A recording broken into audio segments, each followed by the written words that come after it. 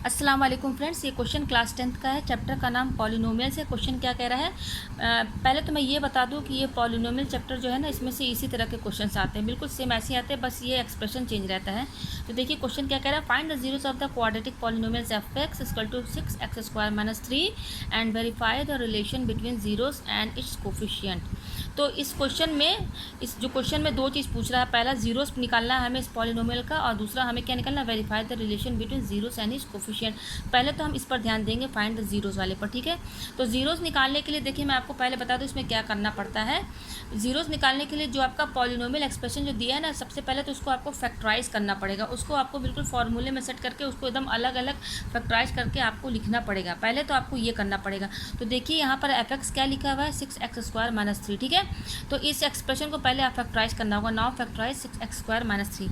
अब देखिए इसको कैसे हम ओपन करें, कौन सा फॉर्मूला लगाएं, तो ये सोचना पड़ेगा हमें। तो यहाँ पर आप एक चीज़ देखिए, यहाँ पर दिया हुआ है x², ठीक है। तो x² दिया हुआ है, यानी कि अगर हम इस पूरे एक्सप्रेशन को इसमें सेट कर दे, देखिए मैं अलग से बता रही हूँ आपको। F X equal to 6x² - 3 है। मैंने इस एक्सप्रेशन में देखा कि यहाँ x² लिखा हुआ है। अब इसको फैक्टराइज करना है। तो फैक्टराइजेशन तो हम लोगों ने क्लास 8 में पढ़ा है। तो फैक्टराइज करने का मतलब कि इसको बिल्कुल आपको अलग अलग टर्म्स में लिखना है, बिल्कुल, ठीक है। तो देखिए यहाँ x² दिया हुआ है, तो यहाँ से आप अपना थोड़ा सा दिमाग लगाइए कि x² है, तो यहाँ पर अब माइनस भी दिया हुआ है। तो कहने का मतलब कि इसको अगर हम ऐसे इस फॉर्मूले में सेट कर दें, इस तरह से इस पूरे टर्म को, एक्सप्रेशन को इस तरह से सेट कर दें, तो ये एक फार्मूला बन जाएगा, और इस तरीके से हम इसको फैक्टराइज करके इस तरह से लिख सकते हैं, ठीक है। तो देखिए 6x² - 3 है ना, तो देखिए कैसे करेंगे आप इसको फैक्टराइज, आपको इसकी तरह बनाना है बिल्कुल। तो मैंने क्या किया, पहले तो आप ये जान लीजिए कि 6 को हम ऐसे लिख सकते हैं, √6 × √6। क्यों? क्योंकि जब आप इसको √6 × 6 का पेयर बनाएंगे, यहाँ पर देखिए 6 × 6 पेयर बनना है, तो इसमें से एक निकल के क्या आ जाएगा, 6 ही आएगा, तो इसी के बराबर हो जाएगा। तो चाहे आप, तो इसके जगह आप ये लिख सकते हैं कि नहीं, क्योंकि ये इसी के बराबर है, ठीक है। अब सिमिलरली 3 को भी आप ऐसे लिख सकते हैं कि नहीं, 3 × √3, ठीक है। ऐसे लिखेंगे तो इसमें से पेयर बन के क्या निकलेगा, 3 निकलेगा, मतलब ये इसी के बराबर है। तो हम क्या करेंगे, 6 की जगह ये लिखेंगे यहाँ पर। तो ये 6x² - 3 है ना। आप ध्यान से देखिएगा इसका फैक्टराइजेशन मैं कैसे कर रही हूँ। तो 6 की जगह मैं क्या लिखूँगी, √6 × √6, ठीक है। और ये x² को मैंने क्या लिख दिया, x × x लिख दिया, ठीक है। 2 बार मैंने लिख दिया, ठीक है, क्योंकि यहाँ पावर 2 लगा तो 2 बार लिख दिया, ठीक है। अब 3 है तो 3 की जगह मैं क्या लिखूँगी, √3 × √3, ठीक है। ये समझ में आ गया आपको। अच्छा देखिए ये भी 2 बार है, ये भी 2 बार है, ठीक है। तो इसको हम ऐसे कर सकते हैं, ऐसे लिख ही सकते हैं स्क्वायर में। यहाँ स्क्वायर का मतलब क्या है, इसको 2 बार लिखेंगे तो यही आएगा। उसी तरह से √3 को भी हम कैसे लिख सकते हैं, ऐसे लिख सकते हैं, ठीक है। तो देखिए ये जो फॉर्मूला आपका बना है, बिल्कुल इस तरह से बना है कि नहीं, ये a की वैल्यू है, ये वाली, ये a है और ये b है, बिल्कुल इसी तरह से बन गया। तो इसका फॉर्मूला क्या होता है, a - b और a + b, ठीक है। तो a - b यानी कि इसको आप इस फॉर्म में लिखिए। तो देखिए इसको कैसे लिखेंगे आप, √3 का होल स्क्वायर, और इसको लिख देंगे √6 - √3 और √6 + √3, यहाँ पर x है। तो ये तो अब आपको समझ में आ गया होगा कि कैसे मैंने किया है, ठीक है। ये फैक्टराइजेशन मैंने कैसे किया है, मैं फिर से यहाँ पे लिख दे रही हूँ, का होल स्क्वायर माइनस √3 का होल स्क्वायर, ये बिल्कुल इसकी फॉर्म में बन गया है। तो इसका फॉर्मूला क्या है, a - b और a + b है। a की वैल्यू क्या है, ये हमारा a है और ये b है, ठीक है। तो a - b बोला है, तो यानी कि a - b यानी कि ये क्या है, √6x, और b क्या है, -√3, ठीक है। ये इसकी तरह लिखा a - b। अब दूसरा क्या है, a + b, तो a क्या है हमारा √6x प्लस, और b क्या है हमारा √3। तो ये हमारा फैक्टराइज हो गया, ठीक है। देखिए यहाँ पे मैंने पूरा एक्सप्लेन करके, यहाँ पे मैंने तो अलग से बताया, यहाँ मैंने इसमें भी लिख दिया है आपका, यहाँ मैंने पूरा लिख दिया है, आप समझ जाइएगा इसको। तो देखिए इस पॉलिनोमियल एक्सप्रेशन को मैंने जब फैक्टराइज किया तो मेरा क्या आया, ये आया, ठीक है। अब हमें निकालना है, पहले तो आप फैक्टराइजेशन कीजिए उस एक्सप्रेशन का, उसके बाद अब आप निकालिए जीरोस।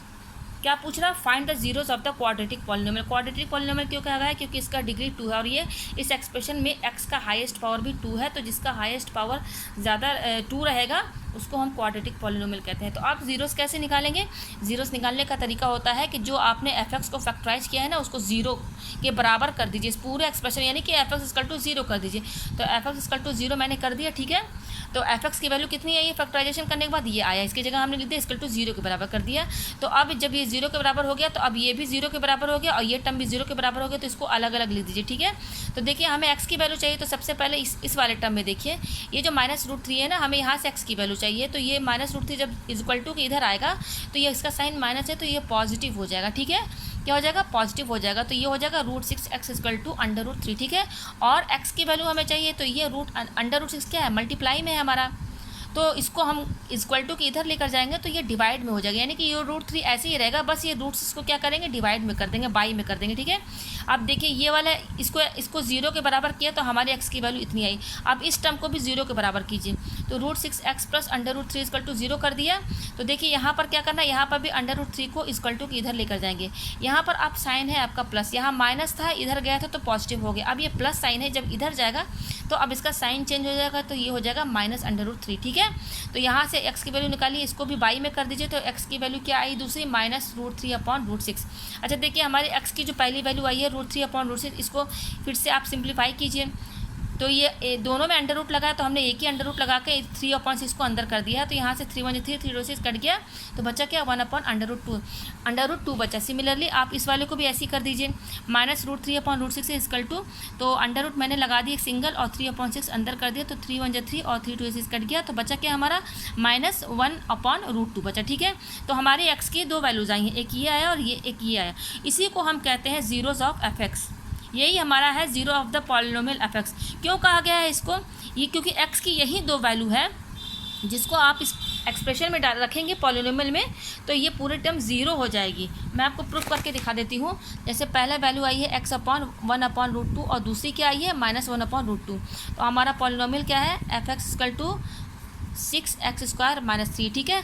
तो यहाँ पर हम x की पहले ये वैल्यू रखेंगे, तो x की जगह आप वैल्यू ये रख रहे हैं ना, तो अब यहाँ पर इसको ये लिखेंगे, इस x की जगह ये रखेंगे, तो 6 इंटू और x का होल स्क्वायर, यानी कि x की वैल्यू कितनी है हमारी? ये आई है, इसका स्क्वायर कर दीजिए -3, ठीक है।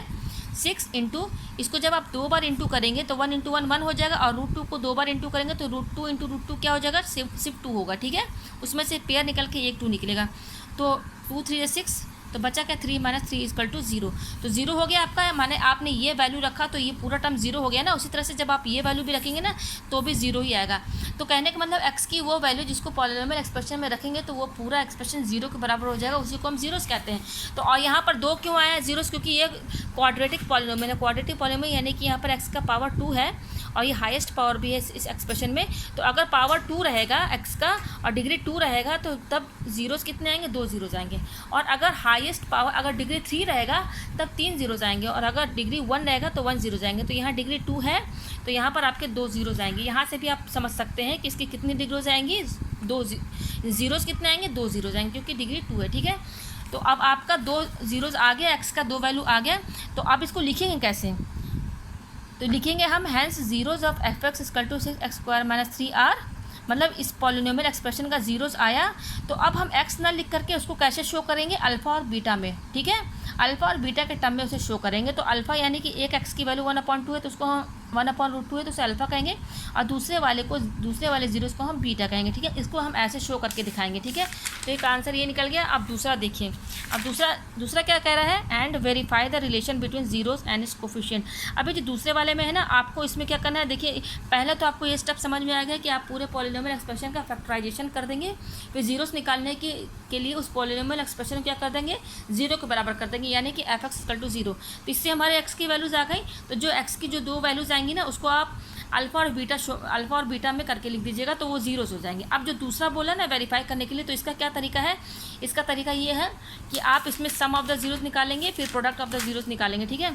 तो देखिए ये मेरी अल्फ़ा बीटा की वैल्यूज़ आ गई, और यहाँ मैंने f(x) लिख दिया है, वो पॉलिनोमियल एक्सप्रेशन लिख दिया क्योंकि इसकी ज़रूरत है यहाँ पर, इसलिए मैंने यहाँ ऊपर लिख दिया, ठीक है। क्या ज़रूरत है आपको खुद ही समझ में आ जाएगा। तो अब क्या निकालना है? Sum of the zeros. आपको ये सब स्टेप समझने पड़ेंगे। अब निकालिए sum of the zeros. Sum of the zeros क्या होता है? अल्फ़ा प्लस बीटा, ठीक है। तो इक्वल टू अल्फ़ा की वैल्यू क्या है? 1/√2। यहाँ अल्फ़ा बीटा में हम कन्फ्यूज मत होइएगा कि ये अल्फ़ा कहाँ से है, बीटा कहाँ से है। जो x की जो 2 वैल्यूज़ आई है ना, तो उसको आपको जीरोस के फॉर्म में जब लिखेंगे, जीरोस बताएंगे उस पॉलिनोमियल एक्सप्रेशन का, तो उसको अल्फ़ा और बीटा से ही बताएंगे हम, ठीक है।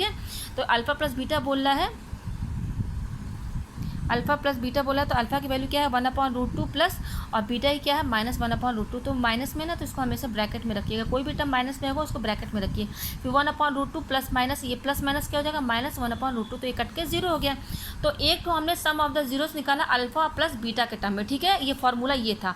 और एक और तरीका है सम ऑफ द जीरोस निकालने का, उसका क्या तरीका है, उसका फार्मूला है minus coefficient of X upon coefficient of X square. इसको याद कर लीजिएगा, ये माइनस में ध्यान दीजिएगा, ये माइनस इसमें लगा रहेगा, माइनस अगर आप भूल गए तो फिर आपका आंसर नहीं आ पाएगा, इसलिए सम ऑफ द जीरोस में माइनस है, ठीक है, minus coefficient of X upon coefficient of X square. तो देखिए कोफिशिएंट ऑफ एक्स का मतलब क्या है, पहले तो आप देख लीजिए यहाँ पर एक्स का कोई टर्म दिख रहा है, एक्स यहाँ एक्स बोला मतलब इसका पावर क्या है, कोफिशिएंट एक्स का 1 है, तो यहाँ पर कोई भी तो एक्स का पावर 1 तो दिख नहीं रहा है, यहाँ जो भी एक्स स्क्वायर है, लेकिन हमें सिर्फ एक्स का चाहिए। तो एक्स का कोई टर्म नहीं है, तो हम जब कोई टर्म है नहीं तो उसको जीरो मान लेंगे, जीरो समझेंगे, जीरो। अब दूसरा क्या बोल रहा है, कोफिशिएंट ऑफ एक्स स्क्वायर। तो कोफिशिएंट ऑफ एक्स स्क्वायर का मतलब यहाँ पर एक्स स्क्वायर का आप टर्म देखिए, ये है 6x स्क्वायर। तो कोफिशिएंट का मतलब क्या होता है, इस एक्स स्क्वायर के साथ जो नंबर मल्टीप्लाई में है ना उसी को कोफिशिएंट करेंगे, यानी कि जो 6 है ना यही कोफिशिएंट है। तो यहाँ पर हम क्या लिखेंगे, माइनस, इस जीरो समझ में आ गया कहाँ से आया, upon coefficient of X square क्या हो गया 6 हो गया, तो ये क्या हो जाएगा 0 हो जाएगा। तो यहाँ से आपको क्या समझ में, जब हमने सम ऑफ द जीरोस में अल्फा प्लस बीटा करके निकाला तो हमारा क्या आया 0 आया। फिर एक और फार्मूला है सम ऑफ द जीरोस निकालने का जो कि ये है, तो इसमें भी हमने जब वैल्यू निकाली तो क्या है 0 आई, यानी कि अल्फा प्लस बीटा ये दोनों वैल्यू 0 0 आए हैं, तो इसको हम ऐसे लिख सकते हैं ना, alpha plus beta equal to minus coefficient of X upon coefficient of X square, क्योंकि दोनों की वैल्यू क्या है 0 0, तो ये इक्वल में हम कर देंगे तो ये वेरीफाइड हो गया। अब हम निकालेंगे प्रोडक्ट ऑफ जीरोस। तो प्रोडक्ट ऑफ जीरोस का मतलब क्या होता है, जीरो का मल्टीप्लिकेशन, और हमारे 2 जीरोज आए हुए हैं यानी कि अल्फा और बीटा, तो इसको इंटू कर दीजिए तो ये प्रोडक्ट ऑफ जीरोस निकल जाएगा। तो अल्फा की वैल्यू क्या है 1/√2 इंटू, और बीटा की वैल्यू क्या है -1/√2, तो इनको जब आप मल्टीप्लाई करेंगे तो ये -1/√2 क्या हो जाएगा, यहाँ से एक 2 बाहर आ जाएगा, तो ये हो जाएगी -1/2।